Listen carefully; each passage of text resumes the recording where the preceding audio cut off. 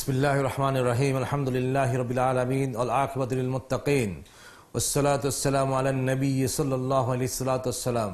প্রিয় দর্শক, আমরা আল্লাহ তাআলার কাছে শুকরিয়া আদায় করি এজন্য যে আল্লাহ তাআলা আমাদেরকে সুস্থতার সাথে সিয়াম পরিপালন করার সুযোগ করে দিয়েছেন।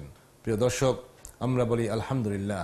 প্রিয় দর্শক, পবিত্র রমজান মাস আমাদের কাছে এসেছে কল্যাণের বার্তা নিয়ে। প্রিয় দর্শক, এ মাস রহমতের মাস, এ মাস মাগফিরাতের মাস, এ মাস জাহান্নাম থেকে মুক্তির মাস, এবং এ মাস আল্লাহ তাআলার কাছে এতই মর্যাদাবান, এবং এই মাসে যারা রোজা রেখেছে তাদের মর্যাদা আল্লাহর কাছে এত বেশি যে কারণে আল্লাহ তাআলা নিজেই বলেছেন হাদিসে কুদসিতে যে আসওম, রোজা সেটা হচ্ছে আমার জন্য আর আমি এর জাযা দেব। কেউ কেউ বলছেন যে আল্লাহ তাআলা নিজেই হচ্ছেন এর জাযা, যে ইল্লা সোম ফাইন্নাহু লি ওয়া আনা আজজি বিহি, আর কেউ কেউ বলছেন যে ওয়া আনা উজজা বিহি। যাই হোক, আমরা এটা বুঝতে পারি যে রোজার যে পুরস্কার, রোজা রাখার যে পুরস্কার, সিয়াম পরিপালন করার যে পুরস্কার, সেটা আল্লাহ তাআলা নিজেই দিবেন। এই যে পুরস্কার দেয়াটা কেন আল্লাহ তাআলা নিজ হাতে দিবেন? কারণ রমজানের রোজা পরিপালন করার মধ্য দিয়ে আল্লাহ যে মানুষকে দেখেন, মানুষ তাকে না দেখলো, যেহেতু মানুষের দেখার যোগ্যতা নেই, এটা মানুষ কেমন যেন তার কাজকর্মের মধ্য দিয়ে দৃঢ়ভাবে বিশ্বাস করে। এবং এখানে যে তাকওয়ার পরিপূর্ণ যে স্তরটা, উচ্চতর যে স্তরটা, যে আমার সকল কাজ আল্লাহ তাআলা আমাকে দেখছেন, জানছেন, উনি আমার সকল কিছু পর্যবেক্ষণ করছেন, এই ধারণা, এই চিন্তাবোধ, এটা যদি কোনো মানুষের মনে, সে নর হোক আর নারী হোক, সদা জাগ্রত থাকে, তাহলে সে অপরাধ করতে পারে না, কারণ আল্লাহর ভয় তার মধ্যে কাজ করবেই। আল্লাহ তাআলা কোরআনে বলেন, বিসমিল্লাহির রহমানির রহিম, ইত্তাকুল্লাহ হাক্কা তুকাতিহি ওয়া লা তামুতুন্না ইল্লা ওয়া আনতুম মুসলিমুন, যে তোমরা আল্লাহকে ভয় করো যথাযথভাবে। এবং আল্লাহ তাআলা বলছেন যে তোমরা মুসলিম না হয়ে মৃত্যুবরণ করো না। প্রিয় দর্শক, পরম প্রিয় স্রষ্টার কাছ থেকে তার বান্দাদের প্রতি কি চমৎকার আহ্বান, যে তোমরা মুসলিম না হয়ে মৃত্যুবরণ করো না। আর ইসলাম মানে হচ্ছে আত্মসমর্পণ করা, সারেন্ডার করে দেওয়া, সকল কাজে, সকল কথায়, সকল বিষয়ে, সকল ব্যাপারে আল্লাহর বিধান কি আছে, রাসূলের সুন্নাত কি আছে, এ ব্যাপারে রাসূলের হাদিস কি বলে, এ ব্যাপারে কোরআন কি বলে, এগুলো যাচাই বাছাই করে সামনে অগ্রসর হওয়া। প্রিয় দর্শক, আমরা আজকে অত্যন্ত গুরুত্বপূর্ণ একটি বিষয় নিয়ে আলোচনা করব। আমাদের মূল থিম ছিল রমাদান ও কোরআন, এবং এই কোরআনের যে মূল যে কাজটা, অর্থনৈতিক রিলেটেড যে আয়াতগুলো, আমরা আগেও বলেছি অর্থ ছাড়া মানুষের জীবন চলে না, চলতে পারে না, এবং ইসলাম এটাকে অস্বীকার করেনি। ইসলামের সুসমন্বিত রূপ, একটা ব্যালেন্সড সিস্টেম মনুষ্য জাতির সামনে তুলে ধরেছে মানবাত্মার কল্যাণের জন্য, মানবাত্মার মুক্তির রাহা সৃষ্টি করে দেওয়ার জন্য।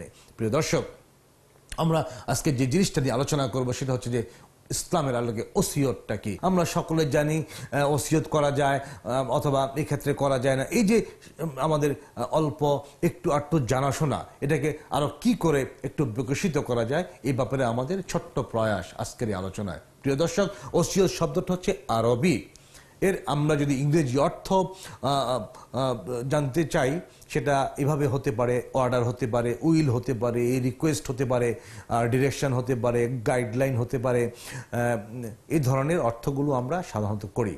আর পরিভাষায় যে ওসিয়ত শব্দ, সেটাকে আমরা এভাবে ব্যাখ্যা করি, কাউকে বিনিময়বিহীন কোনো কিছুর মালিক বানিয়ে দেয়া, যেটা তার মৃত্যুর পর কার্যকরী হবে।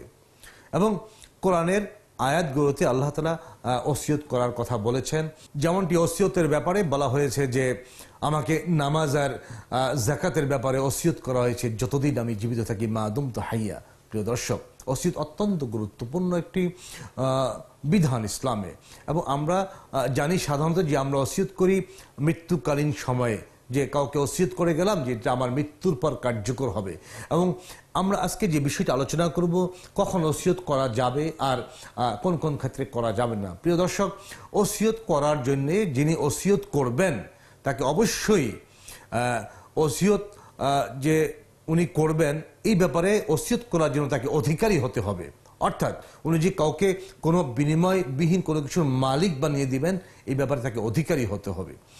দ্বিতীয়ত, উনি যার জন্য ওসিয়ত করবেন সে ব্যক্তিকে অবশ্যই জীবিত হতে হবে, অথবা জীবিত না হলেও উনি পৃথিবীতে কিছুদিনের মধ্যে আগমন করবেন, এমন ক্ষেত্রেও ওই সমস্ত গর্ভস্থ সন্তানের ক্ষেত্রেও যার গর্ভে আগমনটা বোঝা যায় বা অস্তিত্ব বোঝা যায়, এক্ষেত্রে শরিয়া স্কলাররা বলছেন যে যদি এমনটি হয় যে 6 মাসের মধ্যে তার পৃথিবীতে আগমন ঘটবে, এই সমস্ত শিশুর ক্ষেত্রে ওসিয়ত করা যাবে।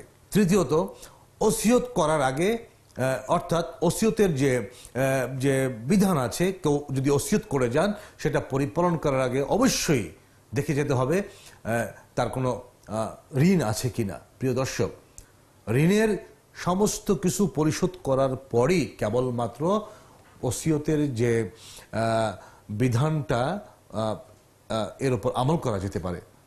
অর্থাৎ আমরা বোঝাতে যেটা চাচ্ছি সেটা হচ্ছে, কোনো ব্যক্তি ইন্তেকাল করলেন, দেখা গেল তিনি ওসিয়ত করেও গেলেন কিন্তু তার কিছু ঋণ রয়ে গেল, এক্ষেত্রে বিধান হচ্ছে আগে তার রেখে যাওয়া সম্পত্তি থেকে ঋণের টাকা অ্যাডজাস্ট করা হবে, সমন্বয় করা হবে, তারপরে তার ওসিয়ত পূরণ করা যেতে পারে। এছাড়া চতুর্থত, আমরা যে কথাটা আলোচনা করলাম, কার জন্য ওসিয়ত করা যাবে? ওই ব্যক্তির জন্য ওসিয়ত করা যাবে যিনি জীবিত, সেটা আমরা তৃতীয় স্তরে আলোচনা করেছি। চতুর্থ যে জিনিসটা আমরা আলোচনা করতে চাচ্ছি সেটা হচ্ছে যারা উত্তরাধিকারী, তাদের জন্য কোনো ওসিয়ত করা যাবে না। আল্লাহ রাসূল সাল্লাল্লাহু আলাইহি ওয়াসাল্লাম বলছেন যে যারা উত্তরাধিকার, এদের জন্য ওসিয়ত করার দরকার নেই, কারণ সে তো তার যে হ্যারিডিটি, তার যে উত্তরাধিকার যে বিধান আছে সে সূত্রে সে সম্পত্তির মালিক হবে, সুতরাং তার জন্য নতুন করে ওসিয়ত করার দরকার নেই। এছাড়া ওসিয়তের ক্ষেত্রে আর যে বিধানটা সেটা হচ্ছে যে ওসিয়তের সম্পত্তিটা এমন হতে হবে যেটা মৃত্যুর পরপরই কার্যে পরিণত করা যাবে, অর্থাৎ এমন কোনো সম্পত্তির ক্ষেত্রে ওসিয়ত করা যাবে না যার অস্তিত্ব নেই। এছাড়া ওসিয়ত করা যেতে পারে, কোনো মুসলমান হিন্দুকে ওসিয়ত করতে পারে, অথবা অন্য ধর্মের কাউকে, অথবা অন্য ধর্মের কেউ যদি আমাদেরকে ওসিয়ত করে, দ্যাট ইজ ডিফারেন্ট থিং, এটা তাদের ব্যাপার, কিন্তু ইসলাম এক্ষেত্রে নিষেধ করে না। আল্লাহ রাব্বুল আলামিন এক্ষেত্রে সুন্দরভাবে বলেছেন যে যারা তোমাদের সাথে যুদ্ধে লিপ্ত হয় নাই এবং তোমাদেরকে নিজের ঘর থেকে বের করে দেয় নাই, তাদেরকে যদি তোমরা মহানুভবতা প্রদর্শন করো, এই ব্যাপারে কোনো নিষেধাজ্ঞা নেই, বরং তোমরা করতে পারো। এই যে ইসলাম, আমরা আগেই বলেছি, ইসলাম কোনো গোত্রে বা গোষ্ঠীতে তার সকল কিছু কার্যকর থাকবে এমনটি কিছু না, বরং ইসলাম হচ্ছে সার্বজনীন একটা বিধান এবং পৃথিবীর সকল মানুষের কল্যাণের জন্য ইসলাম এসেছে। এটা কেবলমাত্র আল কোরআনটা আল্লাহ তাআলা নাজিল করেছেন মুসলমানদের জন্য। প্রিয় দর্শক, এটা ঠিক নয়। কোরআন এসেছে বিশ্ব মানবতার মুক্তির রাহা হিসাবে, মুক্তির দাতা হিসাবে। এই জন্যে দেখুন কত সুন্দর বিধান ইসলাম দিয়েছে যে একজন মুসলিম ইচ্ছা করলে কোনো হিন্দু অথবা অন্য ধর্মের কোনো ভাই বা বোনের অনুকূলে ওসিয়ত করতে পারবে, ইসলাম মানা করেনি। আমরা ওসিয়তের ব্যাপারে আরেকটা জিনিস আমাদের জানা দরকার প্রিয় দর্শক, সেটা হচ্ছে যে সম্পত্তির 1/3 বেশি ওসিয়ত করা যাবে না। এক্ষেত্রে আল্লাহ রাসূল সাল্লাল্লাহু আলাইহি ওয়াসাল্লামের একটি হাদিস থেকে আমরা জানতে পারি যে এক ব্যক্তি আল্লাহ রাসূল সাল্লাল্লাহু আলাইহি ওয়াসাল্লামের কাছে আসলো, এসে বলল, ইয়া রাসূলুল্লাহ, আমি কি আমার পুরো সম্পত্তি ওসিয়ত করতে পারবো? রাসূল বললেন না। তারপর ওই সাহাবা বললেন, ইয়া রাসূলুল্লাহ, আমি কি অর্ধেক সম্পত্তি ওসিয়ত করতে পারবো? আল্লাহ রাসূল বললেন না। এরপর ওই সাহাবা বললেন, ইয়া রাসূলুল্লাহ, আমি কি সম্পত্তির 3/1 ওসিয়ত করতে পারবো? রাসূল বললেন যে হ্যাঁ, তুমি এটা করতে পারো। আর 3/1 সেটাও তো অনেক সম্পত্তি। প্রিয় দর্শক, ইসলাম 3/1 বেশি ওসিয়ত করার বিধান দেয়নি। কেন দেয়নি?